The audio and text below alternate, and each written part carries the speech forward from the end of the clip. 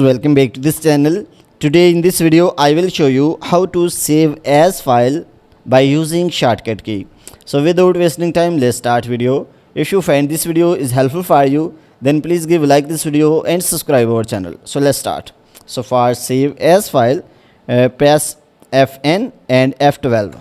So when you will press Fn and F12, so you can see here you can change the positions where you want to save the file.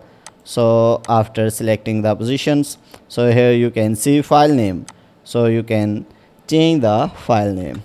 So after selecting, press enter button, so you can see file is saved as by using shortcut key.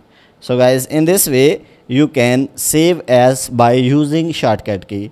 So guys, if you want to watch more useful videos related to Excel, then go to playlist and you can find more useful videos related to Excel.